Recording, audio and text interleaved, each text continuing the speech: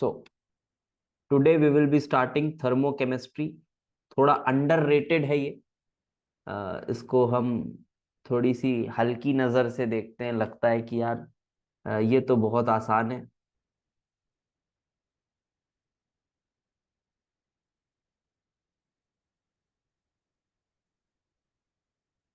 चिन्मय, ये मैं क्लास के बाद पूछ लेना, कल भी शायद तुम ऐसा कुछ पूछ रहे थे। मैं बता दूंगा, मैं फिर से बता दूंगा, मैं अब क्लास के बाद बता दूंगा। बट आज शार्प एट 11 मेरी दूसरी क्लास स्टार्ट है ना, तो उसके पहले जो भी डाउट्स होंगे वो खत्म कर दो। सो थर्मोकेमिस्ट्री बेटा वी विल बी स्टार्टिंग। तो पहली चीज हम समझेंगे ना, इंट्रोडक्टरी लेक्चर है। ये ज्यादा लेक्चर्स नहीं लगेगा बेटा, hardly it will take 3 lectures, 3 to 4, बहुत ज्यादा हुआ तो 4। बट 3 लेक्चर्स में हो जाएगा। ठीक है। ठीक है अक्षित, बिल्कुल। सो थर्मोकेमिस्ट्री। तो पहली बात हम ये इसमें बताएं, अक्षित कल नहीं आए थे क्या क्लास में तुम? कल शायद नहीं थे क्या तुम? कल मैंने 11:30 बजे तक इनके डाउट्स क्लियर किए हैं, क्योंकि कल मेरी क्लास नहीं थी। ऑर्गेनिक के भी 2-3 क्वेश्चंस इन्होंने पूछे, तो वो भी कल क्लियर किए। कल नहीं, परसों पूछे थे शायद तुम कल, क्योंकि मेरे को पूछा नहीं किसी ने ये। ऑर्गेनिक के वेद ने पूछे थे 2-3 क्वेश्चन। चलो ठीक है, कोई बात नहीं, आगे बढ़ते हैं। तो ये जो थर्मोकेमिस्ट्री है, इसको इसमें हम क्या पढ़ने वाले हैं, पहली चीज तो ये समझे। तो हम ना इसमें डेल्टा एच ऑफ रिएक्शन के बारे में थोड़ा डिटेल में पूछने वाले हैं। ठीक है। सो डेल्टा एच रिएक्शन के बारे में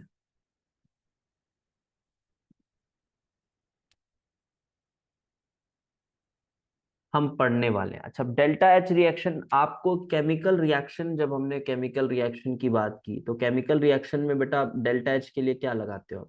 delta U plus delta n g R T. और ये जब फॉर्मूला मैंने लिखा था, तो आपको कुछ एक बात बताई थी ना, कि इसमें से, इन दोनों में से किसी भी एक चीज को आपको क्या करके निकालना पड़ेगा? एक्सपेरिमेंट। किसी ना किसी एक चीज को आपको एक्सपेरिमेंट करके निकालना पड़ेगा। ये चैप्टर, ये जो चैप्टर है ना, this is all about the definitions. And if you understand the purpose rightly, कि इसका पर्पस क्या है चैप्टर का, वो समझ जाएंगे, then it becomes very easy. और डेफिनेशंस आपको बाई हार्ट करने। मैं बार बार बोल रहा हूं, मैं फिर से बोल रहा हूं, इस चैप्टर का जो मुख्य पार्ट है, जो सबसे इंपॉर्टेंट पार्ट है, वो सिर्फ डेफिनेशंस है। अगर आपको अच्छे से डेफिनेशंस आते हैं, आपने सही डेफिनेशंस पढ़े हैं, आप बहुत स्मूथली इस चैप्टर के साथ आप निकल जाओगे करके। तो देखो, इन दोनों में से किसी ना किसी एक चीज को हम एक्सपेरिमेंट से निकालते हैं। अब when I talk about when I talk about delta H, तो what is delta H? This is heat at constant pressure. तो हमें कुछ ऐसा रिएक्शन कंडीशन बनाना होगा जहां पे कांस्टेंट प्रेशर हो। तो ये बात भी सर ठीक है, समझ में आती है। कांस्टेंट प्रेशर बनाने का मतलब है कि जो पिस्टन है वो मूवेबल बना दो सर, कांस्टेंट प्रेशर के साथ हो जाएगा, क्या दिक्कत है। एंड देन डेल्टा यू के लिए हम हीट एट कांस्टेंट वॉल्यूम, कुछ इस तरह का कहते हैं, heat at constant volume. This is heat at constant volume. अच्छा, तो इसके लिए कोई डिवाइस आपको याद है? आपने कहीं सुना है कुछ? क्या यूज करते हैं बेटा ये कांस्टेंट वॉल्यूम पर रिएक्शन कराने के लिए? इस साल के एडवांस के पेपर का पहला क्वेश्चन था ये। मतलब इतना आसान नहीं था, वो क्वेश्चन था, उसमें इसको यूज किया गया था। Yes, bomb calorimeter. अब देखो, ये बॉम्ब कैलोरीमीटर और इन सब का जो डिटेलिंग है ना, वो हमको नहीं पढ़ना है। वो गलत ट्रैक हो जाएगा। आपको लगेगा कि हाँ यार मैं बढ़िया कुछ पढ़ रहा हूं, बट वो ही तो नहीं पढ़ना है ना। ये कि आप बॉम्ब कैलोरीमीटर का डिजाइनिंग पढ़ रहे हो, उसके मटेरियल को पढ़ रहे हो। आप Peter Sikes sorry Peter Atkins में देखोगे तो बॉम्ब कैलोरीमीटर पर एक उसने यूनिट बना के दी हुई है। तो फिर आप सोच रहे हो कि वाह यार, मैं बॉम्ब कैलोरीमीटर पढ़ रहा हूं, कितना मजा आ रहा है, कितना अच्छे से समझ आ रहा है, लेकिन आपने अपना समय वेस्ट किया है वो, अगर आप पढ़ रहे हो तो। समझ रहे हो? तो ये चीज का आपको समझ होना चाहिए। आप जाओ ना कॉलेज में जाओ, आप आईआईटीज में जाओ, कॉलेज में जाओ, उसके बाद आपके पास काफी समय रहेगा, इधर उधर फालतू बहुत ही पढ़ने का मन है तो वहां पढ़ लो, है ना। तो वो इस तरह की चीज, that is why I don't recommend some books. तो देखो बॉम्ब कैलोरीमीटर, इसमें आप ये समझ लो एक थिक वॉल्ड वेसल होता है, ये एक थिक वॉल्ड वेसल है, and this is rigid vessel so that constant volume वाला कंडीशन मेंटेन रहे, रिजिड वेसल है। अच्छा, ये कंडक्टिंग होगा या फिर इंसुलेटेड होगा? ये जो बॉम्ब कैलोरीमीटर का ये जो वेसल है, कंडक्टिंग होगा या इंसुलेटेड होगा, कैसा होगा? हाँ, ऑब्वियसली कंडक्टिंग। इस पे हमने चर्चा की थी आइसोकोरिक प्रोसेस पढ़ाते वक्त। इट विल बी कंडक्टिंग, तभी हम हीट का पता लगाते हैं। अब देखो, अब एक मैं रफ एक्सपेरिमेंट बता दे रहा हूँ, ठीक है। अब मैं एक रफ एक्सपेरिमेंट बता दे रहा हूँ जिससे हम पता लगाते हैं। ऑल्दो ये एक्सपेरिमेंट को काफी हम रफली अभी डिजाइन करके बता रहे हैं, just to give you an idea कि how these things are calculated with some errors. Although आजकल नए इक्विपमेंट्स आ चुके हैं तो हम इस तरीके का यूज नहीं करते हैं आजकल, बट स्टिल समझ में हमको यही तरीका आएगा। वो डिजिटल मेथड जो है वो उतने अच्छे से समझ नहीं आएगा, क्योंकि हमें तो डिजिटल दुनिया के बारे में कुछ ज्यादा पता नहीं है। तो ये मेथड जो हम बता रहे हैं, इससे थोड़ा समझ में आ जाएगा आपको कि हाँ, इस तरह से हम डेल्टा एच या डेल्टा यू एक्सपेरिमेंटली निकालते हैं। तो चलो, कुछ ऐसी बात है कि आपने यहाँ पे रखा बॉम्ब कैलोरीमीटर। मैं फिर से बोल दे रहा हूँ कि ये एकदम एग्जैक्ट एक्सपेरिमेंटल सेटअप नहीं है, this is just a rough idea of how these things are done. तो यहां पर बेटा क्या है, हाँ हाँ रिएक्शन होगा। आइसोकोरिक में कंडक्टिंग यूज करते थे, लेकिन यहाँ रिएक्शन होगा। हम चाहते हैं बेटा कि हीट बाहर आए। अभी आप देखना, हम चाहते हैं हीट बाहर आए, तभी हम कैलकुलेट कर पाएंगे, देयरफॉर कंडक्टिंग यूज कर रहे हैं। अभी देख लेना, समझ में आ जाए। सो यहाँ पे वी हैव, आप मानो ये वाटर है और छोटी सी चीज है, वाटर है, फिर इधर स्टिरर है, स्टिरर है, एंड इधर थर्मामीटर है, ठीक है। ये स्टिरर है, इधर थर्मामीटर है, और हमने कुछ ऐसा कंडीशन रखा है कि यहाँ पे आपका रिएक्शन हुआ। अब रिएक्शन होगा, बॉन्ड्स बनेंगे, बॉन्ड्स टूटेंगे, सब कुछ होगा। अल्टीमेटली बॉन्ड्स की स्ट्रेंथ से हम ये पता लगा पाएंगे कि यहाँ पे हीट रिलीज हुई है या एब्जॉर्ब हुई है। तो अब देखो, रफली हम ऐसा बोल सकते हैं कि इनिशियली जब रिएक्शन स्टार्ट नहीं हुआ था, तब हमारे पास इसका टेम्परेचर नोन था। इनिशियली जो टेम्परेचर था वो था T1। इनिशियली जो टेम्परेचर था वो था T1। एंड जब रिएक्शन हुआ, after the reaction, because temperature हम आराम से पता कर सकते हैं, आफ्टर द रिएक्शन जो टेम्परेचर है वो है T2। And we know that जो हीट होती है, heat is equal to ms delta T। Very basic formula, where S is the specific heat capacity, specific heat capacity, like this. हाँ, इसमें कुछ एरर्स होंगे, बट फिर भी आपको मैंने पहले ही कहा, मैं आपको एक रफ आइडिया दे रहा हूं। सो ms delta T, this is the way how you can find the heat. क्योंकि m मास ऑफ वाटर है, जो आपको पता है, आपने मेजर करके डाला हुआ है। फिर S specific heat of water है, और डेल्टा टी आपने थर्मोमीटर से कैलकुलेट किया। लेकिन अब यहां पे फिर कुछ चीजें और आती हैं कि इसको सर, इसका क्या करें, इसका स्टिरर का, फिर इसका क्या करें थर्मामीटर का, क्योंकि अब हीट गई है तो थोड़ा बहुत तो इसके मटेरियल ने भी हीट को एब्जॉर्ब कर लिया होगा सर, तो ये तो एरर आ जाएगा इससे। तो आप ऐसा कुछ लिख दो, M2S2 डेल्टा टी उसके लिए, थर्मोमीटर के लिए। फिर इसी तरह से स्टिरर के लिए M3S3 डेल्टा टी, आप ये सब के लिए लिख दो ऐसा कुछ। और फिर एक टर्म हम डिफाइन करते हैं सर, उनका तो नेग्लेक्ट कर सकते हैं, राइट। हाँ नेग्लेक्ट कर सकते हैं, हम हमें कैलकुलेशन भी नहीं करना है ये सब, ठीक है, हमें ये सब कैलकुलेशन भी नहीं करना है, बट क्या है, सुविधा है, मतलब ये डुएबल है। तो जब हमें एक डेटा बैंक बनाना है तो हम इसको भी मेजर करके कर लेते हैं। तो कुछ इस तरह से आप रफली समझ लो, हीट सिर्फ वाटर को हीट करेगी, प्रोडक्ट की के भी बढ़ सकती है, नहीं नहीं, प्रोडक्ट की नहीं बढ़ती है, प्रोडक्ट की नहीं बढ़ती है। आप समझिए, ये जो हीट है ना, ये आपका थर्मली कंडक्टिंग मटेरियल है। तो सिंस पानी ठंडा है तो हीट पूरी ऐसे बाहर फ्लो होकर एक थर्मल इक्विलिब्रियम मेंटेन कर देगी, ऐसा समय दिया जा रहा है, ठीक है।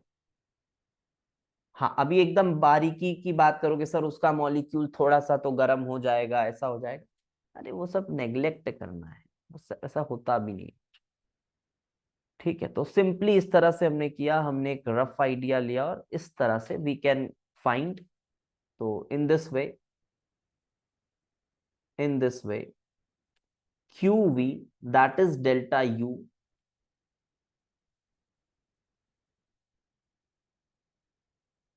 सर Q में also go to atmosphere up, ठीक है यार, नहीं जा रहा है वो सेटअप, मैंने बोला ना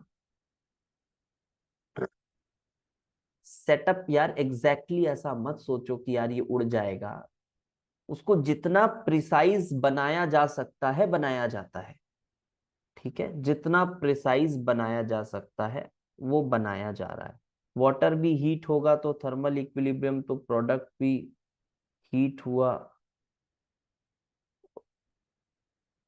अरे प्रोडक्ट,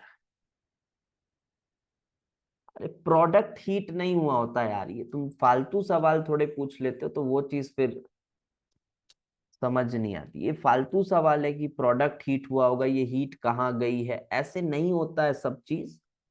कुछ चीजों को नेग्लेक्ट भी करना पड़ता है कि वो उसका मॉलिक्यूल भी तो हीट हुआ होगा, तो वो हीट को कैसे कैलकुलेट करें, वो डुएबल नहीं है, ऐसे नहीं होता है। So in this way delta U, QV, that is delta U, can be calculated। Delta U को कैलकुलेट किया जा सकता है, कैलकुलेटेड तो नहीं ये बोल सकता हूँ, can be experimentally,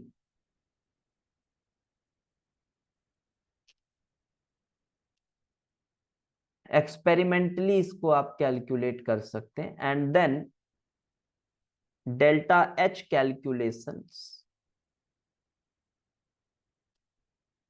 can be done, delta H आप निकाल सकते हो। तो इस तरह से आप कर सकते हैं। इसी तरह से कांस्टेंट प्रेशर वाले में भी वैसा भी सेटअप होगा, वो भी आप एक डिवाइस यूज कर सकते हो, एक पिस्टन यूज कर सकते हो जहां पे कांस्टेंट प्रेशर मेंटेन हो, तो उससे आप डेल्टा एच निकाल पाओगे और फिर डेल्टा यू को कैलकुलेट करोगे। तो ठीक है, QV is equals to delta U कहां से आया सर, ये आया ना बेटा, फर्स्ट लॉ से आया, कैसे बोल रहे हो तुम, फर्स्ट लॉ से आया। Delta U is equals to Q plus W, since constant volume is there, work is zero. यहां से तो आया QV is equals to delta U. Heat at constant volume is the change in internal energy. Okay, ठीक है। तो कुछ इस तरह से हमने अभी कैलकुलेट कर लिया, ठीक है। ये कोई बहुत बड़ा डील था नहीं, ये नॉर्मल सी बात है। और दूसरी बात क्या लिखें, क्या डेल्टा एच चेंज हो सकता है किसी रिएक्शन का? किस चीज के साथ चेंज होता है? Yes, can vary with temperature, can vary with temperature, temperature के साथ वैरी होता है। It varies with temperature and as per which equation? As per Kirchhoff's equation, as per Kirchhoff's equation. तो किरचॉफ्स इक्वेशन कुछ ऐसा था ना, delta CPR is equals to delta H reaction at T2 minus delta H reaction at T1 upon T2 minus T1 या delta T, कुछ ऐसा। तो ठीक है, ये तो किरचॉफ्स इक्वेशन वगैरह हुआ। बट अभी जो मेन बात है ना वो ये है कि पर्पस क्या है ऑफ दिस चैप्टर। तो अगर किसी ने पढ़ा है तो मुझे थोड़ा सा ये बताओ, या फिर थोड़ा बहुत आइडिया अगर है आप लोगों को। वैसे अभी हम पूरा डिस्कस करेंगे ये मानते हुए कि आप लोगों ने अभी तक पढ़ा भी नहीं। तो जिस बच्चे ने अभी तक पढ़ा भी नहीं है, चैप्टर देखा भी नहीं है, उसके लिए भी काफी स्मूथ रहेगा। ऐसा कुछ नहीं है कि आप पहले से पढ़ के आना था। लेकिन जिसने भी पढ़ा है, थोड़ा बहुत सुना तो होगा इसके बारे में, तो ये मेरे को थोड़ा पर्पस बताएंगे कि ये पढ़ा ही क्यों जा रहा है। इसको नहीं पढ़े तो क्या फर्क पड़ता है? डेल्टा एच तो हमने एक्सपेरिमेंटली निकाल लिया, बट जो आगे ये चैप्टर्स में इतने सारे डेफिनेशंस आते हैं, उसके पीछे क्या लॉजिक है? Is there any logic that you have thought of? या फिर आपके मास्टर ने लिखा दिया, आपने लिख लिया बस हीट ऑफ रिएक्शन निकालने के लिए? तो हीट ऑफ रिएक्शन तो निकाल लिए बेटा, ऐसे भी निकाल लिए, तो फिर चैप्टर क्यों पढ़े?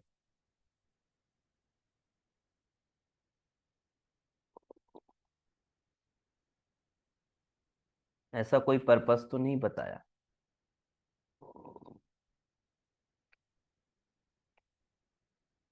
अब मेरी बात को समझ, ठीक है, अब मेरी बात को समझ। देखो, मान लो कि मैंने, हाँ, वेद तुम्हारा आंसर थोड़ा क्लोज है। तो ए से बी ये कुछ रिएक्शन है, डेल्टा एच आर, ठीक है। फिर इसी को सी लिखा हमने, फिर इसी को ऐसा लिखा। तो ये डेल्टा H1, डेल्टा H2, कुछ इस तरह से। तो क्या हमें पता है कि इंथैल्पी स्टेट फंक्शन है? जी हाँ। तो चेंज इन इंथैल्पी जो होगा वो ए से बी जा रहे हो, आप ऐसे जाओ या फिर ऐसे जाओ, बात वही है। तो क्या यहां मैं लिख सकता हूं डेल्टा एच आर जो होगा वो delta H1 plus delta H2 होगा, delta H1 plus delta H2 होगा। हाँ सर, ठीक है, ये बात तो समझ में आती है। बट अब मैं अगर इसमें ABC ना लिख कर ना ऐसे कुछ लिखूं, carbon plus oxygen forms CO2, अगर मैंने कुछ ऐसा लिखा, carbon plus oxygen forms CO2, और फिर एक रिएक्शन, अच्छा चलो कार्बन प्लस ऑक्सीजन ऐसा ना लिख के अभी मैं इसी से एग्जांपल से समझाता हूँ, ए से बी वाला ही, ठीक है। ए से B is delta H R. अब इसके बाद हमने क्या लिखा था? ए से सी, फिर लिखा था हमने बी से, सॉरी, सी से बी, यही लिखा था। इसको लिखा था बेटा डेल्टा H1, इसको लिखा डेल्टा H2। तो मैं ये कह रहा हूं कि मुझे अगर इसका डेल्टा एच आर चाहिए ना, अगर मुझे इसका डेल्टा एच आर चाहिए, तो मेरे को ये बात पता है कि H स्टेट फंक्शन है, तो मैं इसको delta H1 plus delta H2 लिख सकता हूं। This can be done. But अब दिक्कत क्या आ रही थी कि अभी तो मैं ए से सी, सी से बी लिख रहा हूं, आपको ठीक लग रहा है, बट ये जो रिएक्शन है ना, ए जो है या सी जो है, ये काफी बड़े बड़े भी हो सकते हैं। समझ रहे हो आप? मतलब ऐसा भी हो सकता है ये जो ए है वो तीन तीन चीजों का मिक्सचर हो, फिर सी भी कुछ और हो, तो उस पूरे रिएक्शन का डेल्टा H1 हमें चाहिए। फिर ये जो सी से बी गए, ये भी सी काफी बड़ा हो सकता है, कुछ भी हो। यहाँ बी मतलब कुछ कलेक्शन ऑफ सम प्रोडक्ट्स हो, और उसका डेल्टा एच अगर हमें पता हो तब हम बता पाएंगे। तो दिक्कत ये है कि जब मुझे डेल्टा एच आर चाहिए तो मैं बोलूंगा अरे यार ये तो डेल्टा H1 और डेल्टा H2 से पता चल जाएगा, ये डेल्टा H1 और डेल्टा H2 से पता चल जाएगा। फिर कोई बोलेगा अरे यार डेल्टा H1 क्या है, तो आप बोलोगे ये ए से सी का डेल्टा एच। अब ए क्या है, ए कुछ आप बहुत बड़ा सा बोलोगे, सी जो है आप कुछ बहुत बड़ा सा बोलोगे, फिर सी से बी, तो सी कुछ और है बड़ा सा आप बोलोगे, फिर बी को कुछ और बोलोगे। तो ये क्या, ये बहुत बल्कि नहीं हो जा रही चीजें? ये बोलना काफी मुश्किल है, ये काफी बल्कि हो जा रही है। मुझे डेल्टा H1 अगर बोलना है या लिखना है तो मुझे कुछ बड़ा सा रिएक्शन लिखना पड़ रहा है। यस, तो this is the purpose, this is the purpose. यहां बहुत बल्कि हो जा रहा है, बल्कि हो जा रहा है इंफॉर्मेशन। तो yes, this is the only purpose. ये पर्पस है कि बल्कि इंफॉर्मेशंस को हम क्या करेंगे, एक चैप्टर बना देंगे जिसमें हम कुछ हाइपोथेटिकल डेफिनेशंस बनाएंगे और उनको कुछ इस तरह से सेट करेंगे कि हर रिएक्शन का, हर रिएक्शन को हम किसी डेफिनेशन से फिट कर पाए, या जितने रिएक्शंस हो सकते हैं मैक्सिमम पॉसिबल रिएक्शंस को हम डेफिनेशंस में फिट करना चाहेंगे। जैसे कि मुझे मानो कभी इस रिएक्शन का, मुझे कभी इस रिएक्शन का इंथैल्पी, मुझे कभी इसकी इंथैल्पी की जरूरत पड़ी, तो मैं पूरा रिएक्शन नहीं बोलूंगा C+O2 फॉर्म्स दिस, मैं बोलूंगा enthalpy of combustion of carbon. So that sounds better, and information becomes much more convenient to express, and this is the purpose of the chapter। पहला तो ये समझिए, ठीक है? तो सिर्फ ये जो बल्कि इंफॉर्मेशन है, इसको मोर कन्वीनियंट बनाने के लिए, हाँ मैं कर दे रहा हूं, रिपीट कर रहा हूं, मोर कन्वीनियंट बनाने के लिए we will define, we will define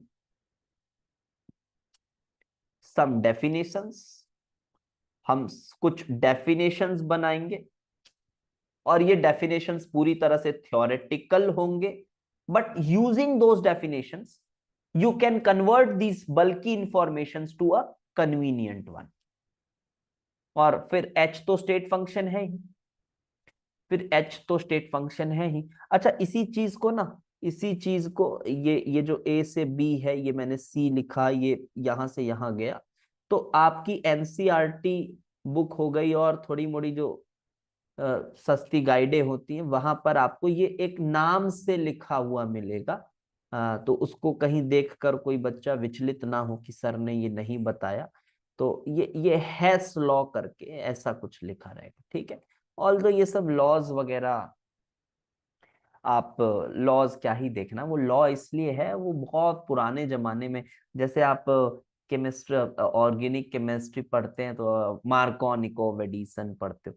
अब वो लॉ है बहुत पुराना, जब केटायंस वगैरह की रीअरेंजमेंट डिस्कवर नहीं हुई थी, तो उसने बेचारे ने देखा कि हर बार वही लग रहा है नेगेटिव एडेंडम, जहां पॉजिटिव चार्ज वार्ज की तो कुछ बात थी नहीं उस समय, बस यही था कि उधर लग रहा है जहां सब्स्टिट्यूशन ज्यादा है, तो बस लॉ बना दिया, है ना? तो सब ऐसे ही लॉ है ये। बट हमने तो देख लिया ना कि एच जो है स्टेट फंक्शन है, ये तो हमारे लिए तो कॉमन सेंस हो गया अब, लेकिन उस समय थी, बड़ी बात थी उस समय। चलो, तो अब हम एक एक करके क्या करेंगे बेटा, we will define some heats of reaction. अब हमारा डेफिनेशन जो है यहां से शुरू होता है। और भी एक काम हो जाएगा, पता है, जब हमें ना ऐसे कुछ, अभी वो चैप्टर पढ़ के और अच्छे से इसका पर्पस आपको समझ आएगा कि हमें ना जो एक्सपेरिमेंट, अगर हमें 100 रिएक्शंस के एक्सपेरिमेंट करने थे ना, हर रिएक्शन को अगर एक्सपेरिमेंट से बताना था तो इस थ्योरी को इस तरह से डिजाइन किया गया है कि जो हमारे ऊपर जो लोड है एक्सपेरिमेंट करने का वो काफी कम हो जाएगा, काफी कम हो जाएगा। हमारे ऊपर जो लोड है एक्सपेरिमेंट करने का वो काफी कम हो जाएगा। मतलब हम कुछ रिएक्शंस का एक्सपेरिमेंट करेंगे और एक बार वही फिर से वही काम करेंगे, डेटा बैंक बना के रख देंगे। समझ रहे हो? हमें कुछ नहीं करना, हमें एक बार डेटा बैंक बना के रख देना है। और ये सब जो डेटा बैंक वैंक बनाने का काम है ना, ये सब अच्छे बड़े बड़े यूनिवर्सिटीज में जो पीएचडी होल्डर्स होते हैं उनको ये टास्क दिया जाता है कि भाई जाओ तुम्हें इसका डेटा बैंक बना लो तुम। पूरा बैंक भी नहीं, उसका कुछ एक जैसे बोल दिया, जाओ इंथैल्पी ऑफ कंबस्शन ऑफ इसका बताओ कितना होगा, डूइंग एक्यूरेट एक्सपेरिमेंट्स, 6 महीने का समय है तुम्हारे पास। इस तरह से हजारों बच्चों को अगर सर्कुलेट कर दिया गया तो आप सोचो बढ़िया है, क्या बन गया, डेटा बैंक बन गया विथ फुल एक्यूरेसी। और उसके बाद फिर उसको यूज किया जाएगा। तो एक्चुअली हम इससे जो डेटा बैंक बना रहे हैं उसके बाद जो एक्सपेरिमेंट करने वाला जो लोड है हमारे ऊपर वो खत्म, एक बार वन टाइम इन्वेस्टमेंट, ऐसा समझो। तो आई होप आपको अभी थोड़ी सी क्लैरिटी आई होगी कि क्यों पढ़ने जा रहे हैं इस चैप्टर को। And this is much more important, ये समझना बहुत जरूरी है कि क्यों पढ़ रहे हैं। तो डेटा बैंक हमने एक क्रिएट किया विच reduces experimental burdens।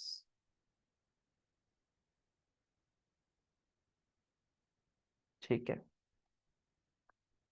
And further the things can be calculated using the theories and the definitions given by this chapter, you can say।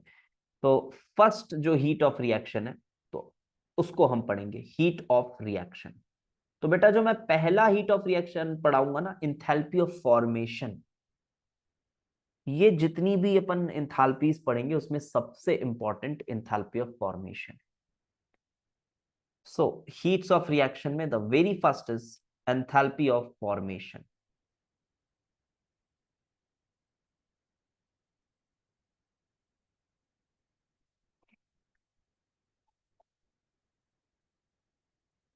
क्या होता है इंथैल्पी ऑफ फॉर्मेशन? देखो फिर से सबसे इंपॉर्टेंट चीज, डेफिनेशन।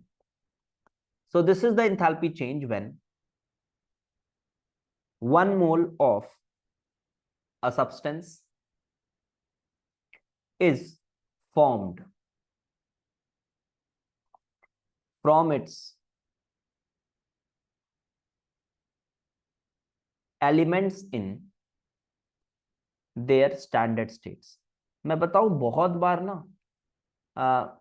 इवन जेई एडवांस में भी you can expect such kind of questions, and आए भी हुए हैं जहां पे वो बस पूछ लेते हैं कि इसका इंथैल्पी ऑफ फॉर्मेशन के लिए कौन सा रिएक्शन सही है। मतलब just simple application of the definition, although that question is quite easy, but फिर भी ऐसे क्वेश्चंस आए हुए हैं, दिखे हैं पेपर। तो इसको बहुत ऐसा इजी मत लो, कैजुअली मत लो। आप अगर थोड़ा सा अच्छे से टाइम देते हो आप इसमें अच्छे से स्कोर करके आओगे, और हर साल इससे क्वेश्चन आता ही आता है इस चैप्टर से। तो when 1 mole of a substance is formed from its elements in their standard states, अब बात आती है ये स्टैंडर्ड स्टेट्स क्या है। तो स्टैंडर्ड स्टेट्स क्या है? स्टैंडर्ड स्टेट तो कुछ आपकी तरफ से कुछ आंसर आए तो ठीक लगे, मुझे बताओ थोड़ा, ये क्या है स्टैंडर्ड स्टेट्स? किसको बोलते हैं स्टैंडर्ड स्टेट?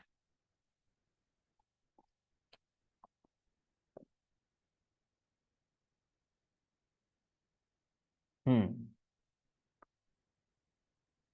ठीक है। State which it in which element is found. ठीक है। तो पहले तो हम यहाँ पे ये स्टैंडर्ड स्टेट्स के लिए बात करते हैं। फॉर एनी गैस, अगर कोई गैस है तो गैस का जो स्टैंडर्ड स्टेट होता है, हाँ, तो स्टैंडर्ड स्टेट गैस के लिए हम ये बोलेंगे फॉर एनी गैस, जो वो गैस है वो आइडियल है, and pressure is assume to be, हाँ बिल्कुल 1 bar, pressure is assumed to be 1 bar. 1 bar pressure में स्टैंडर्ड स्टेट किसी गैस का ये है। एंड अगर कोई एक्वस सॉल्यूशन पर है, कोई एक्वस सॉल्यूशन पर है तो ये 1 मोलर हम मान के चलते हैं, उसकी मोलारिटी 1 मोलर है। एंड फॉर सॉलिड्स हो या लिक्विड्स हो तो हम उसको मानते हैं सेम यही, प्योर होना चाहिए एट 1 बार। और इन सभी डेफिनेशंस में जो टेम्परेचर है उसको कोई फिक्स नहीं माना गया है, टेम्परेचर ऑफ इंटरेस्ट करके बोला गया है, temperature of interest, and that is 298 kelvin generally रहता है। बट ये टेम्परेचर ऑफ इंटरेस्ट क्यों कहा गया है यहाँ पर, इसका रीजन मैंने समझाया था इलेक्ट्रोकेमिस्ट्री पढ़ते समय। हमारे पास ये पॉइंट एक जगह मैंने बताया था छोटा सा कि यार देखो इसीलिए हम टेम्परेचर ऑफ इंटरेस्ट लेते हैं। अभी हम उसको डिस्कस नहीं करने जा रहे हैं, उसके लिए एक डेरिवेशन आया था, वहां पे बात किए थे। बट कोई बहुत खास बात नहीं है अभी फिलहाल कि टेम्परेचर ऑफ इंटरेस्ट ही क्यों लेना है, वो क्यों लेना है। अभी आप मानो कोई भी temperature in which we are dealing and generally we take it 298 kelvin, but officially it is not 298 kelvin, this you should know. Then अब ये स्टैंडर्ड स्टेट किसी एलिमेंट का, जैसा कि आप लोगों ने कहा, it is generally the most stable state but not obviously, but not always, ऐसा हमेशा नहीं है। तो मैं बोल दूं generally, generally this is the most stable state, this is the most stable state, this is the most stable state where element is formed। तो सबसे स्टेबल स्टेट है ये, आप बोल सकते हो, या कुछ लोग इसको नेटिव स्टेट भी बोलते हैं, तो नेटिव स्टेट भी बोल सकते हो। अब देखो ऐसा लिखना ठीक नहीं है, not always the most stable state, ये भी मैं लिख दे रहा हूं, not always the most stable state, हमेशा ऐसा मोस्ट स्टेबल स्टेट है ऐसा नहीं लिखना है। हाँ, but generally most stable state होता है। We will give some examples like oxygen कहीं लिखा हुआ है, तो ये थोड़ा बहुत याद रखना है यार। ऑक्सीजन का तो ऑब्वियस लगता है O2 गैसियस ही होगा। फिर इसी तरह से नाइट्रोजन अगर लिखा हुआ है तो नाइट्रोजन का आप स्टैंडर्ड स्टेट किसको लोगे, N2 गैसियस को लोगे। इसी तरह से कार्बन लिखा हुआ है, अब कार्बन में क्या आता है ना, एलोट्रॉप्स आ जाते हैं इसके, तो कार्बन का एलोट्रॉप क्या लेंगे आप, ग्रेफाइट लेंगे, कार्बन का एलोट्रॉप आप ग्रेफाइट लेंगे। एंड देन सल्फर आ जाता है, तो सल्फर के लिए आप लेते हैं, सल्फर के लिए लेते हैं आप,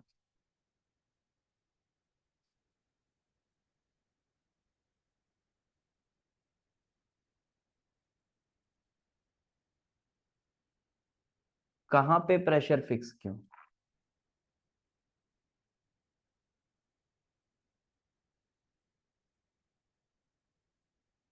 यहाँ पे प्रेशर फिक्स नहीं, फिर वही बात है ना, स्टैंडर्ड स्टेट का डेफिनेशन ही इस तरह से लिया हुआ है, क्योंकि हमने जिस तरह से डेल्टा एच डिग्री वगैरह को डिफाइन किया है, डेल्टा एच डिग्री को डिफाइन किया है, डेल्टा जी डिग्री को डिफाइन किया है, तो वो सब स्टैंडर्ड स्टेट्स में डिफाइंड है। इस वजह से हमने 1 बार लिया। यहाँ कोई ये रीजन नहीं है कि प्रेशर के साथ तो डेल्टा एच चेंज नहीं होगा तो फिर प्रेशर उसका रहने दो, कुछ मत लो, ऐसा नहीं। वो उन सब चीजों को डिफाइन किया है तो उसमें कहीं कोई कॉन्ट्रडिक्शन ना आ जाए, therefore we have taken standard state में जो प्रेशर है वो 1 बार लिया गया, वो उस स्टैंडर्ड की भी बात हो रही है।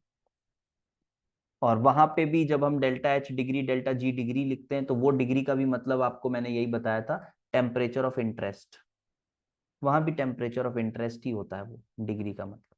तो वो वही वाली डिग्री का बात हो रहा है, तो वो बाय डिफॉल्ट वैसे ही डिफाइंड है, तो वैसे ही चल रहा है।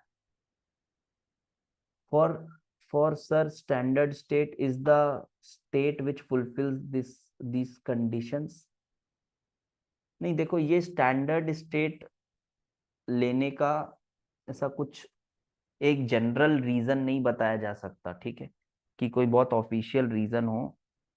क्योंकि देखो बात वही है, हमने बनाई है थ्योरी, और वो थियरी में हमें कितना कुछ सब कुछ सेट करना है, और हमें मोस्ट एफिशिएंट आउटपुट चाहिए।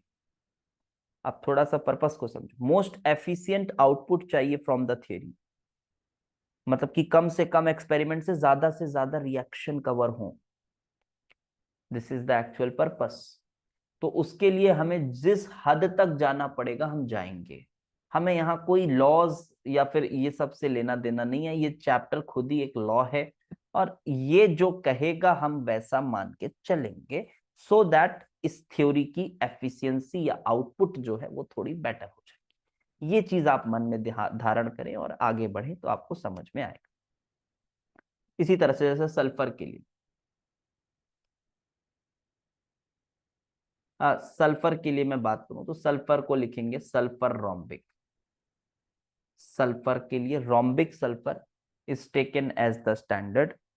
एंड देन और कुछ बात कर लें, दो तीन एग्जांपल और लिख लेते हैं। ब्रोमीन के लिए Br2 लिक्विड।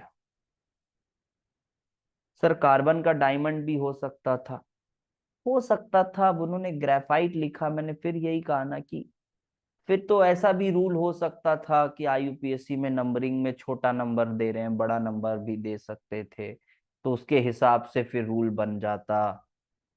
फिर डबल बॉन्ड ट्रिपल बॉन्ड में हो सकता था सर ट्रिपल को प्रेफरेंस मिल जाती तो उसकी जिंदगी ही बदल जाती, डबल को प्रेफरेंस मिला है सर, ये तो गलत हुआ है। वही वैसी बात है, ठीक है, वैसी ही बात है। एंड देन आयोडीन की बात अगर की जाए तो दिस इज I2 सॉलिड। अगर रिएक्टेंट का प्रेशर कंसंट्रेशन फिक्स करेंगे, रिएक्टेंट का प्रेशर कंसंट्रेशन फिक्स करेंगे तो फाइनल प्रोडक्ट 1 मोल हर बार बन पाएगा। रिएक्टेंट का प्रेशर कंसंट्रेशन, फिर एक्सपेरिमेंट से सोच रहे हो यार। अरे बनाना नहीं है, अभी समझो भाई डिफाइन कैसे कर रहे हैं। मैं भी रिएक्शन लिखूंगा तो समझ आएगा ही। बनाना नहीं है, फिर वही चीज कर रहे हो तुम लोग। रिएक्शन को ऐसे सोच रहे हो कि रिएक्शन करा के बनाया जा रहा है। अरे बना नहीं रहे हैं भाई, वो प्रोडक्ट नहीं बनाया जा रहा कि 1 मोल उसको बना रहे हैं। ऑन पेपर बना रहे हैं यार, ऑन पेपर बना रहे हैं। तो आयोडीन I2 सॉलिड है, ब्रोमीन Br2 लिक्विड है, और कुछ फास्फोरस के लिए भी लिख लेते हैं। फास्फोरस के लिए अभी इसका आंसर तुम्हें मिल जाएगा, मैं अभी जब रिएक्शंस लिख के बताऊंगा तो इसी में लिख रहा हूँ, बस इसी स्लाइड में लिखूं। फास्फोरस के लिए देखो सबसे स्टेबल अगर बोला जाए तो क्या है, तो सर स्टेबल तो रेड फास्फोरस है। स्टेबल तो रेड फास्फोरस है। थर्मोडायनेमिक स्टेबिलिटी तो रेड फास्फोरस की ज्यादा है। हाँ ब्लैक भी स्टेबल है, ब्लैक भी स्टेबल है, बट अगर आप थर्मोडायनेमिक स्टेबिलिटी देखेंगे तो मेरे ख्याल से रेड की ज्यादा आती है। अब कोई बहुत, ब्लैक फास्फोरस की भी दो फॉर्म्स हैं, बट मेरे ख्याल से रेड फास्फोरस की ज्यादा आती है। व्हाइट की तो नहीं आती है ज्यादा, व्हाइट की ज्यादा नहीं आती है। बट यहाँ पर जो हमें लिया गया है, जो हमने लिया है वो रेड फास्फोरस को या फिर ब्लैक फास्फोरस को ना लेकर we have taken white phosphorus as the standard.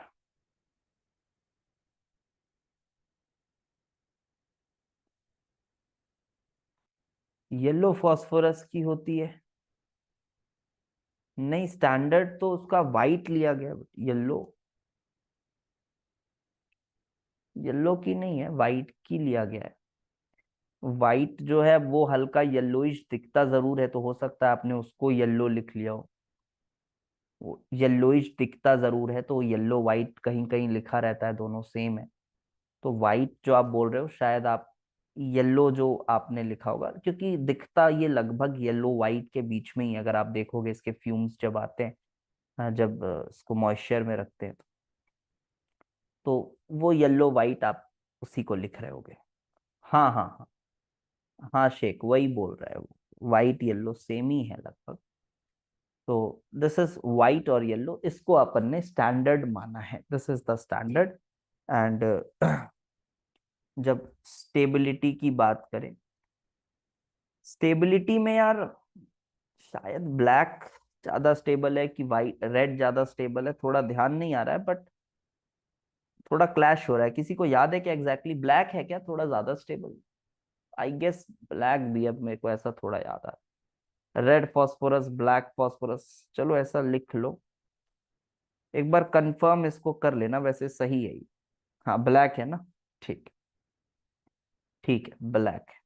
तो white, red and black, this is the stability order, but we have taken this as the standard. ये भी बात समझ में आती है।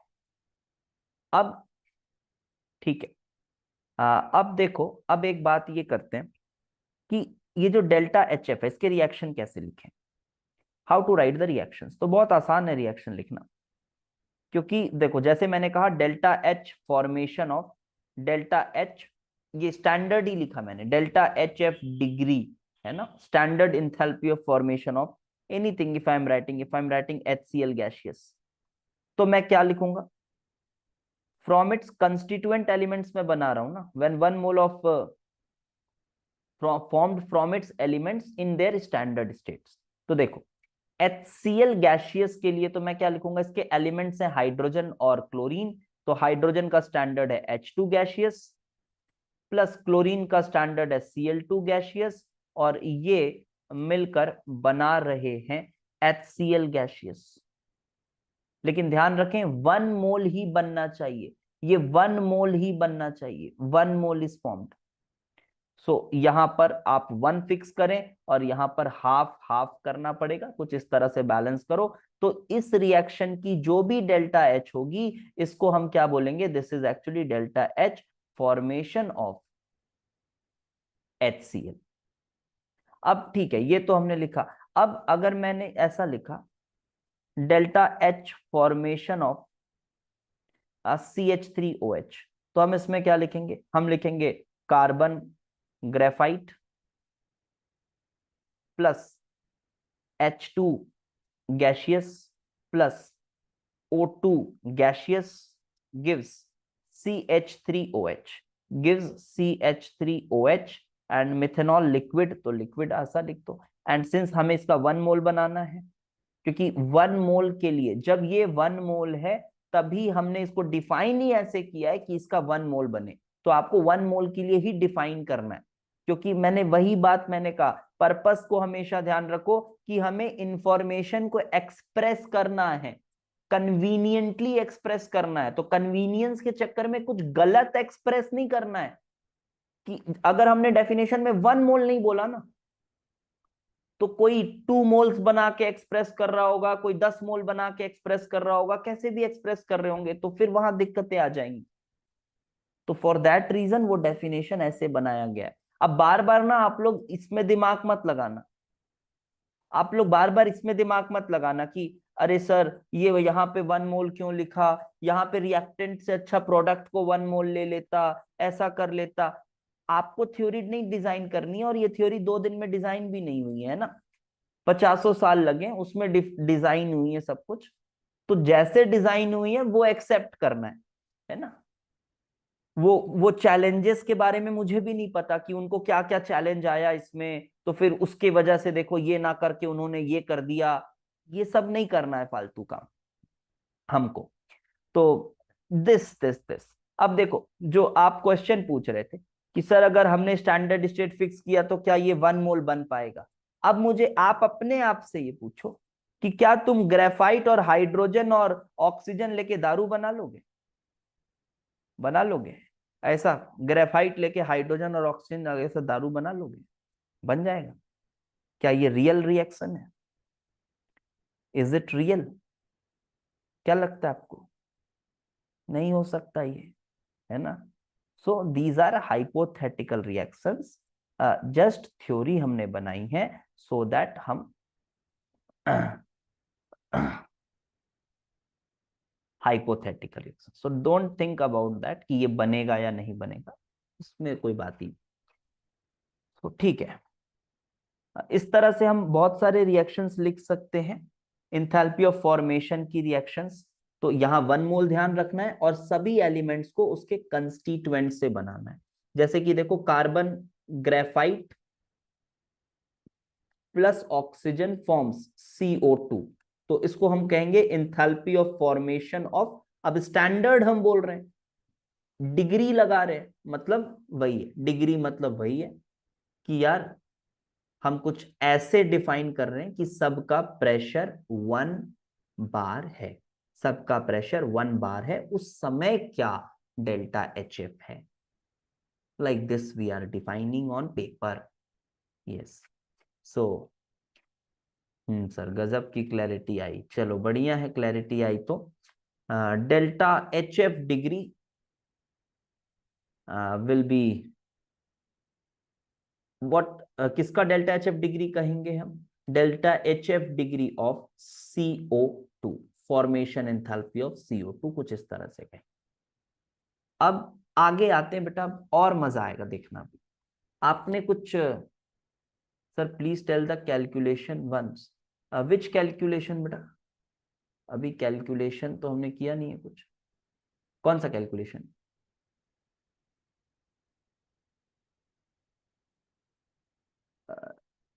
अभी आएंगे ना, हाँ आएंगे ना, इंथैल्पी ऑफ फॉर्मेशन कैलकुलेशन सब में आ रहे हैं आज पूरी क्लास इंथैल्पी ऑफ फॉर्मेशन ही चलेगी, मत परेशान।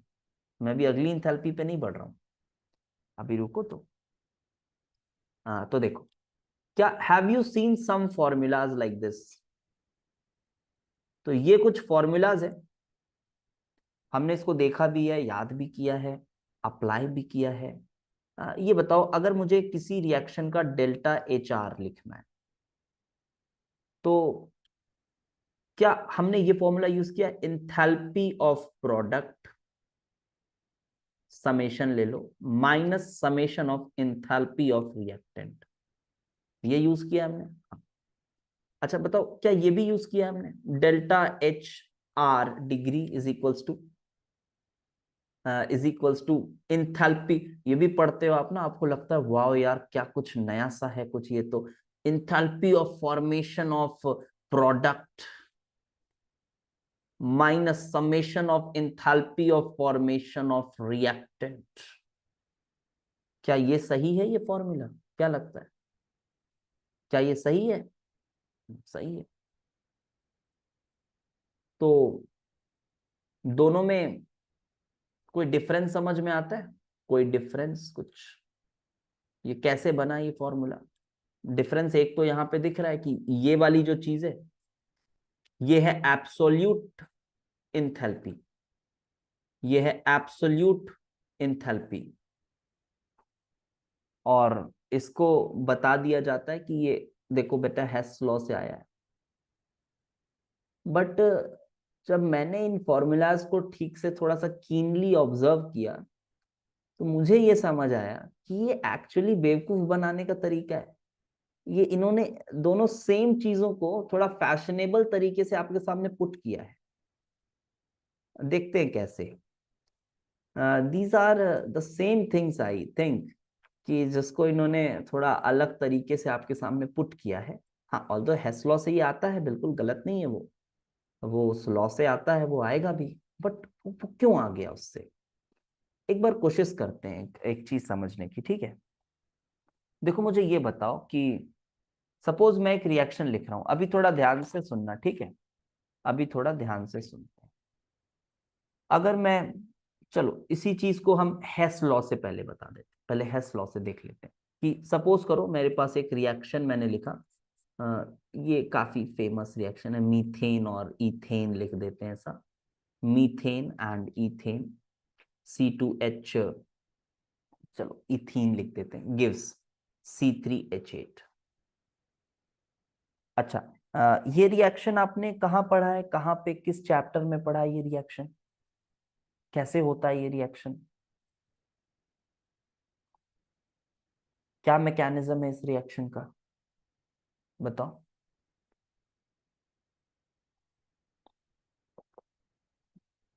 यस ऑब्वियसली ये होता नहीं है, बस लिख दिया है। अगर इसका इंथैल्पी होता तो, क्या है ना, अब हमारे पास देखो एक क्वेश्चन आ गया है कि एक्सपेरिमेंट तो करना नहीं है, ऑन पेपर बैठ के जो बकवास चाहे आप कर सकते हैं। तो वही हम, ये एक बकवास का ही एक हिस्सा है कि हमने इस रिएक्शन को कुछ इसका बोले, अरे यार अगर ये रिएक्शन हो जाता तो इसकी इंथैल्पी कितनी होती। कुछ ऐसी काल्पनिक दुनिया में हम बैठे हुए हैं और कुछ भी करे जा रहे हैं। ठीक है, तो इसी नजर से देखो इसको। अब समझो,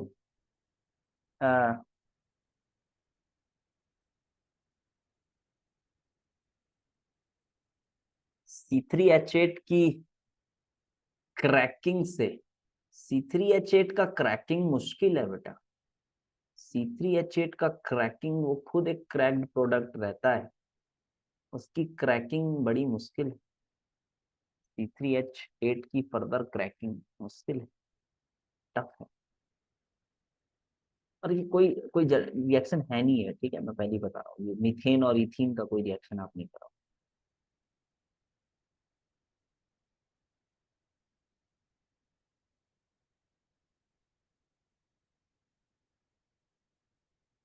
हाँ क्रैकिंग होता होगा, बट मुश्किल कंडीशंस में होता है ना। C3H8 का क्रैकिंग बड़ा मुश्किल है। होता होगा भी यार, क्रैकिंग हमारा टॉपिक नहीं है, टॉपिक से मैं इधर हो जाता हूँ। देखो, सो CH4 एंड C3H8 एग्जिस्ट करता है। C3H8 प्रोपेन है यार।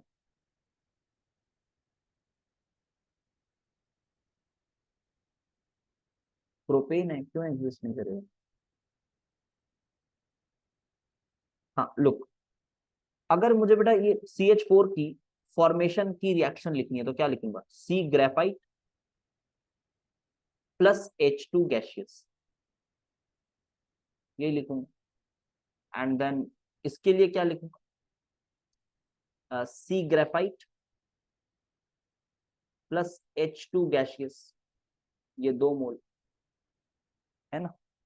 इस रिएक्शन को मानो मैंने कहा डेल्टा H1, इसको मैंने कहा डेल्टा H2, और अब ये रिएक्शन है डेल्टा HR, और मेरा जो एम है वो डेल्टा HR निकालने का है। देखो अगर मैं कहीं डिग्री लिखना मिस कर जाऊं ना तो उसमें कंफ्यूज मत होना, डिग्री हर जगह है, हम स्टैंडर्ड्स पे बात कर रहे हैं।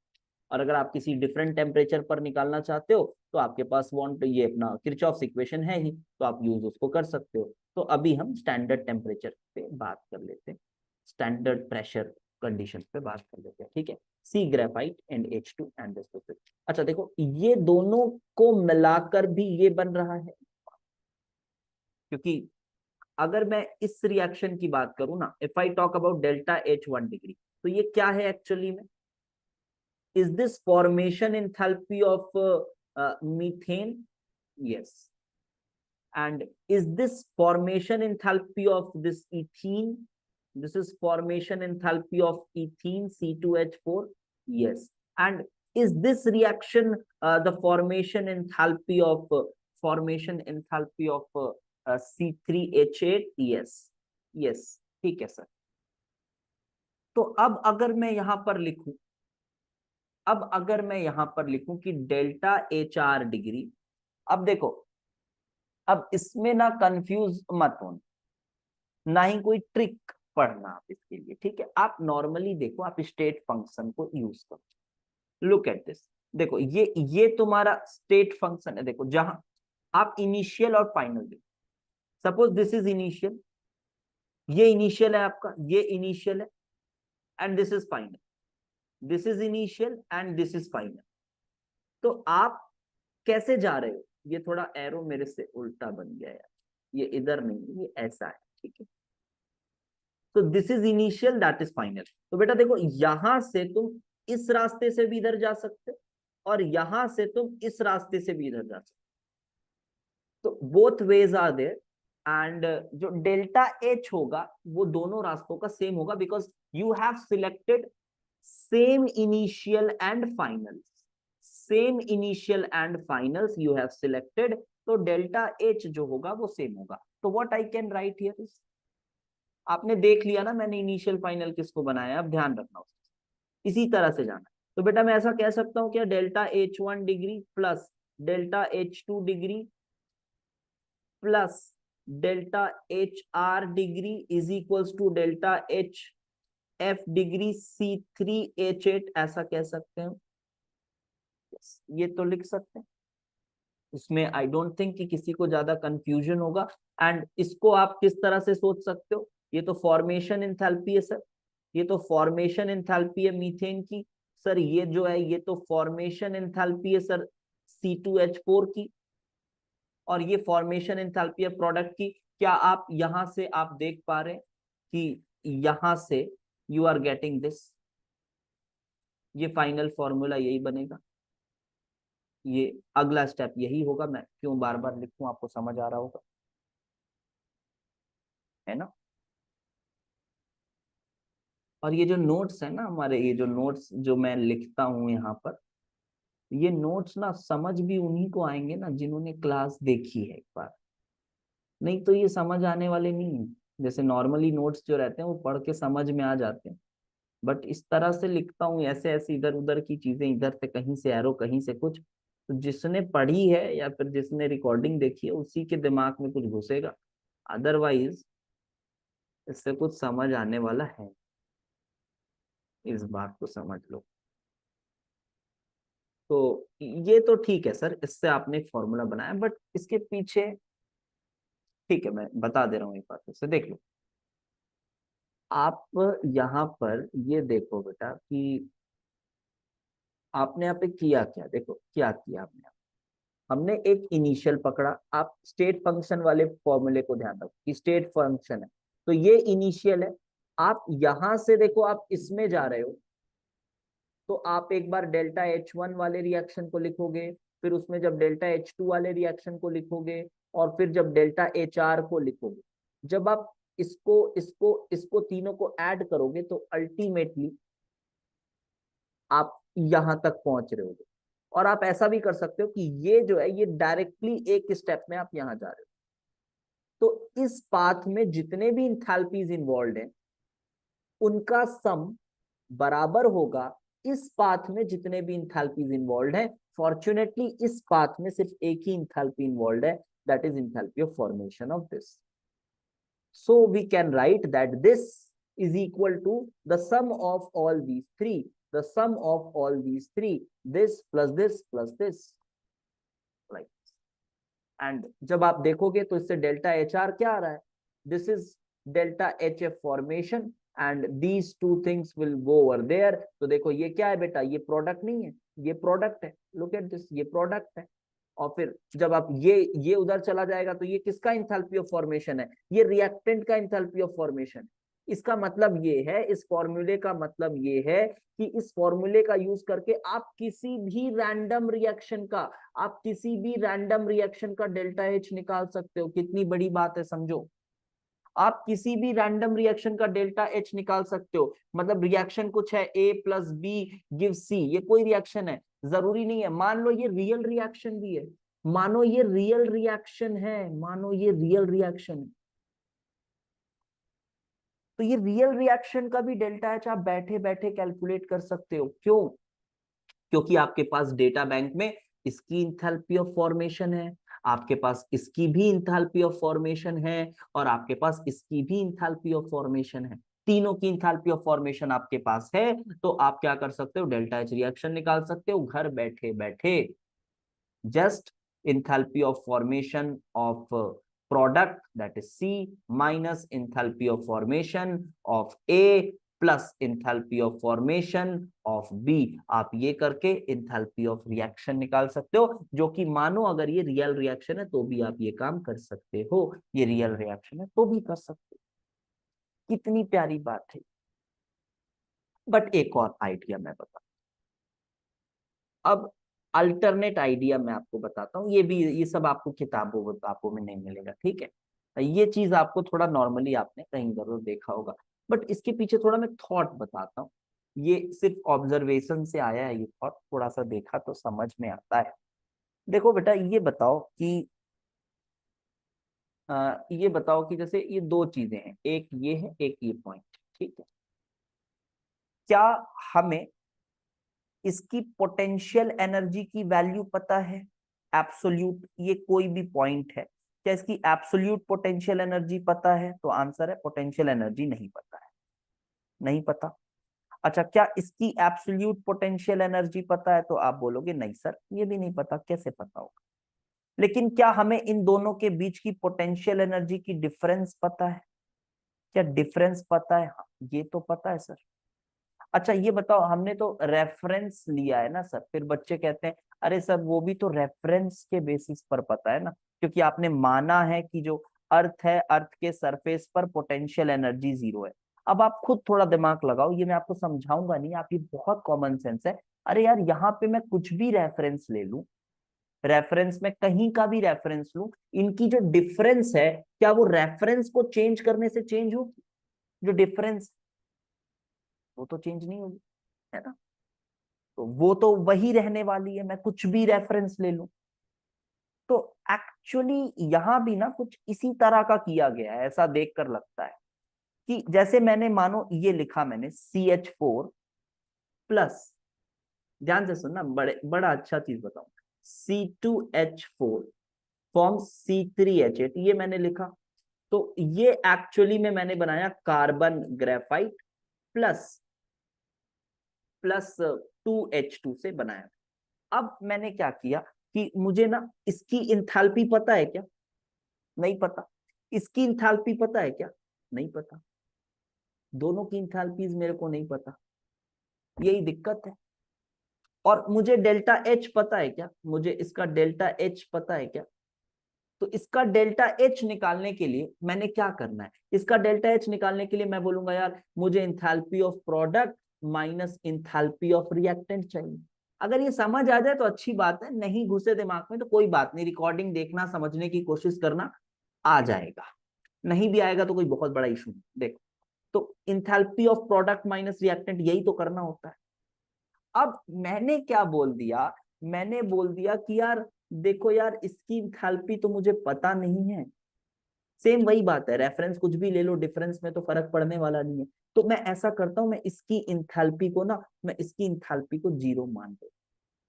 मैं जब इसकी इंथैल्पी को 0 मान लेता हूं, जब इसकी मैं इंथैल्पी को 0 मान लेता हूं, तो क्या समझ पा रहे हो आप? ये फिर, ये जो होगा, ये ये फिर क्या होगा? Delta H formation of CH4 जो होगा, वो क्या इक्विवेलेंट नहीं हो गया इंथैल्पी ऑफ CH4 जैसा? समझ पा रहे हो? इंथैल्पी ऑफ CH4 जैसा इक्विवेलेंट नहीं हो गया, क्योंकि हमने इसको 0 मान लिया, और हम ये पॉइंट लिखते भी हैं, enthalpy of formation of substances in their elementary states या फिर standard states is taken to be 0.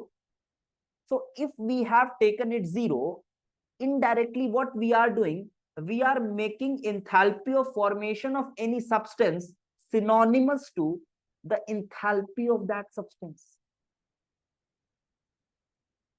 Are you getting my point?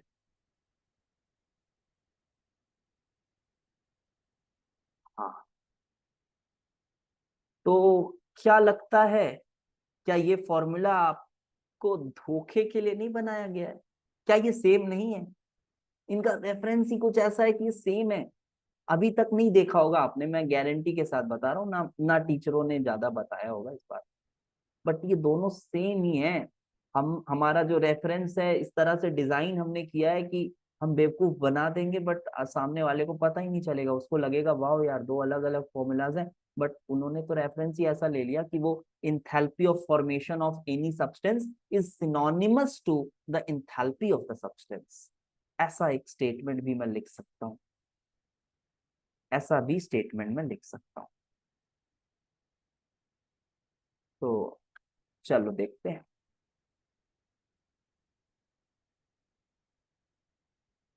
So enthalpy of formation, enthalpy of formation of A is equivalent to, तो क्या sir इससे हम एक absolute enthalpy निकाल पाएंगे? अबे कैसे निकाल पाएंगे, वो तो माना है ना 0। कुछ भी मान लो, डिफरेंस नहीं चेंज होने वाला, ऐसे थोड़े ना एब्सोल्यूट निकाल पाएंगे। तो enthalpy of formation of A is equivalent to enthalpy of A. हाँ बट यही बात है, if standard state elements is referred as zero, है ना, ये पॉइंट लिखना पड़ेगा नहीं तो फिर कंफ्यूज हो।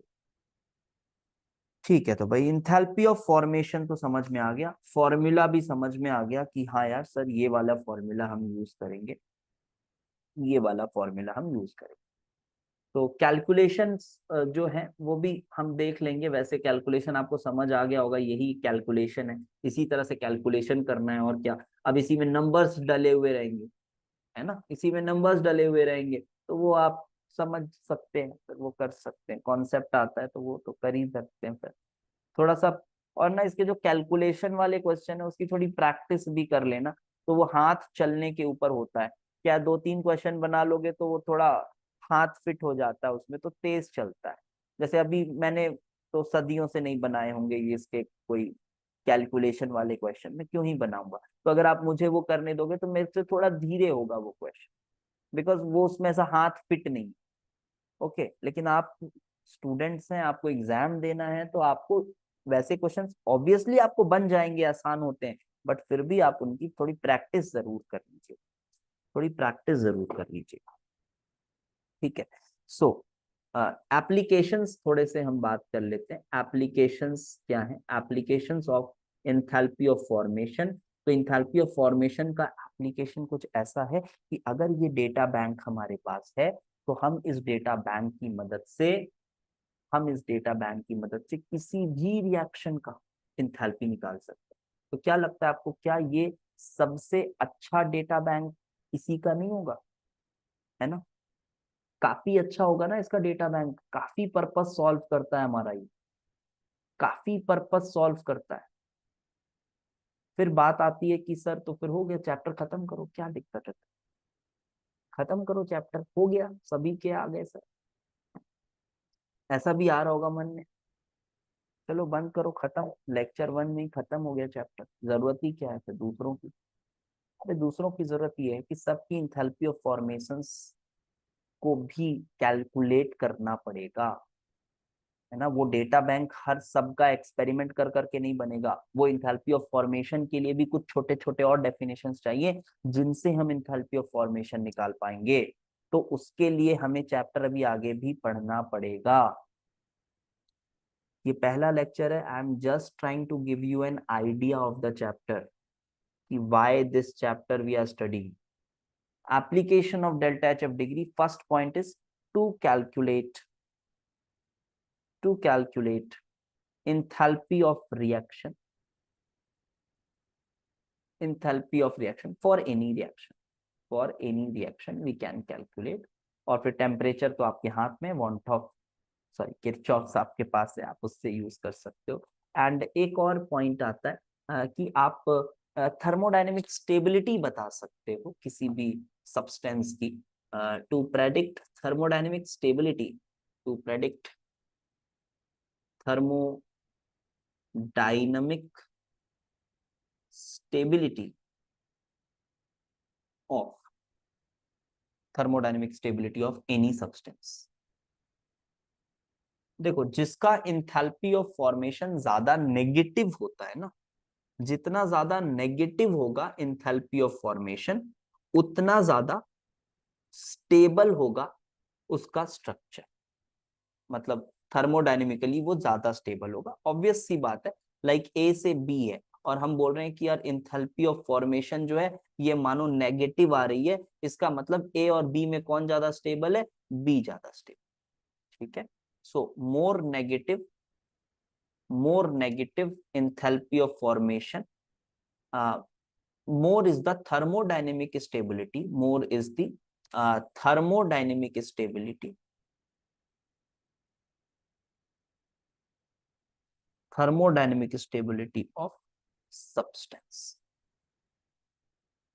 तो सब्सटेंस की थर्मोडायनेमिक स्टेबिलिटी उतनी ज्यादा होती है। ठीक है, now let's define one more enthalpy, और फिर इसके भी कैलकुलेशंस देखेंगे करके, दोनों को फिर क्लब करके ना एक क्वेश्चन बनाएंगे, दोनों तीनों इंथैल्पीज को, तो थोड़ा और अच्छा लगेगा, उस एक क्वेश्चन के थ्रू सब कुछ रिवाइज होगा। तो second heat of reaction is obviously heat of combustion, heat of combustion.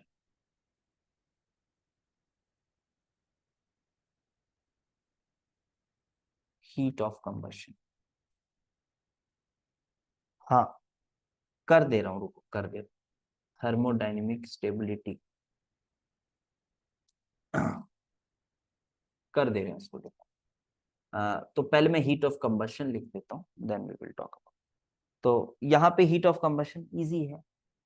जब आप एक मोल ऑफ सब्सटेंस को अगर आप जब कंबशन कराते हो, एक्सेस ऑक्सीजन के साथ रिएक्ट कराते हो, तो कितनी एंथैल्पी रिलीज हुई, वो enthalpy of combustion. So it is the delta H when 1 mole of a substance is burnt in excess of oxygen, excess of oxygen। तो example, carbon plus O2 forms CO2। तो अब यहाँ पे हम कहेंगे this, इस रिएक्शन के delta H are को क्या बोलेंगे, एंथैल्पी ऑफ कंबशन। किसका कंबशन, कार्बन। अब बच्चों के मन में आता है सर इसी रिएक्शन को आपने पीछे कुछ और बोला था। कोई बात नहीं, कोई एक रिएक्शन दो या दो से ज्यादा रिएक्शन, कोई एक रिएक्शन दो या दो से ज्यादा डेफिनेशंस को भी सेटिस्फाई कर सकता है, उसमें कोई टेंशन नहीं। आप अगर इसको enthalpy of combustion of carbon बोलो तो भी वही बात है, आप रिएक्शन आपके मन में यही वाली आएगी। और आप इसको अगर enthalpy of formation of CO2 भी बोलेंगे तो भी आपके मन में यही रिएक्शन आएगी, दोनों सेम। अच्छा लेकिन ये वाला क्या है, देखो C plus half O2 forms CO, इसको आप क्या बोलोगे, आप इसको बोलोगे enthalpy of reaction. This is enthalpy of formation of CO, enthalpy of formation of CO, ऐसा बोलोगे। और क्या इसको एंथैल्पी ऑफ कंबशन बोलेंगे, क्या ये एंथैल्पी ऑफ कंबशन बोलेंगे, नहीं बोल, ठीक है। तो इधर आप एंथैल्पी ऑफ कंबशन मत बोल, because is burnt in excess of oxygen, ये डेफिनेशन में है। तो हमेशा आप थोड़ा हाइयर ऑक्साइड्स को बनाएंगे, और हाइयर ऑक्साइड्स को बनाएंगे because excess of oxygen is supplied. But एक बात मैं और बता दूं, एक बात और मैं बता दूं कि यहाँ पे कुछ बच्चे यहाँ पे कंफ्यूज होते हैं, जब सल्फर के साथ ऑक्सीजन आता है तो ये SO3 ना बनाए, SO2 बनाए। एक्सेस ऑक्सीजन डालने के बावजूद SO2 बनता है, याद है ना। क्या ये रिएक्शंस, क्या ये हमेशा नेगेटिव होता है, हाँ बेटा हमेशा नेगेटिव होता है। इंथैल्पी ऑफ कंबशन ये हमेशा नेगेटिव होगा, ये हमेशा नेगेटिव। लेकिन enthalpy of formation positive negative दोनों हो सकता है। Sir does some of these reactions are not possible like in this previous cases. हाँ, कंबशन में ज्यादातर रिएक्शंस पॉसिबल रहते हैं, कंबशन ज्यादातर पॉसिबल होते हैं, बट हाँ हो सकता है आप कोई रिएक्शन ऐसा ढूंढ के ले आओ सर ये तो पॉसिबल नहीं है, बट कंबशन में ज्यादातर रिएक्शन पॉसिबल होते हैं। ठीक है, सभी ये पॉसिबल रिएक्शंस है, ये भी पॉसिबल है, ये भी पॉसिबल रिएक्शन है। सर दो कार्बन सब ऑक्साइड का एंथैल्पी ऑफ कंबशन होना चाहिए था, कार्बन सब ऑक्साइड का एंथैल्पी ऑफ कंबशन होना चाहिए था, कार्बन सब ऑक्साइड का मैं समझा नहीं, क्या पूछ लो, कार्बन सब ऑक्साइड का एंथैल्पी ऑफ कंबशन, तो फिर कार्बन सब ऑक्साइड का एंथैल्पी ऑफ कंबशन है तो फिर कार्बन सब ऑक्साइड का कंबशन कराओ, तो फिर कार्बन सब ऑक्साइड का कंबशन कराओ, उसका रिएक्शन चाहिए तो समझा नहीं क्या पूछ रहे, हाइयर ऑक्साइड है ना सर विथ कार्बन, अच्छा वो बोल रहे हो। हाँ वही मैं कह रहा हूँ, हाइयर ऑक्साइड बोलने का मतलब है जो प्रैक्टिकली फॉर्म होगा। अब सब ऑक्साइड तो नहीं फॉर्म होगा ना, C3O2 तो फॉर्म नहीं होगा, तो ये ऐसा नहीं। इसीलिए मैंने डेफिनेशन में ये नहीं लिखा है कि हाइयर ऑक्साइड बनाना है, उसी का एक एग्जांपल भी दे दिया कि ऐसा जरूरी नहीं है हाइयर ऑक्साइड बनेगा, बिकॉज SO2 से SO3 बनना कैटेलिटिकली डन किया जाता है वैनेडियम वाले पेंटाऑक्साइड कैटलिस्ट के साथ, है ना। तो जब हम इसको एक्सेस में करेंगे तो SO2 ही बनता है, कार्बन को एक्सेस में जलाएंगे तो CO2 ही बनता है। सो लाइक दैट हम, ये enthalpy of heat of combustion. और इसके बाद जो अगला इसी कंबशन में थोड़ा और एक्सटेंशन है, that we will be doing in next class, ये हम कल करेंगे। It will take 3 lectures. कल वाला जो लेक्चर होगा वो जिसमें हम बहुत सारे और डेफिनेशंस डिफाइन करेंगे, और तीसरा लेक्चर बहुत इंपॉर्टेंट होगा। कल तो थोड़ा बेसिक रहेगा, फटाफट से बहुत सारे करेंगे हम डेफिनेशंस डिराइव, और उसके बाद फिर जो तीसरा लेक्चर होगा that will be much more interesting, उसमें बहुत नई नई बातें भी आप सीखेंगे। ठीक है, तो ठीक है, फिर कल करते हैं इसके आगे, we will be doing it tomorrow.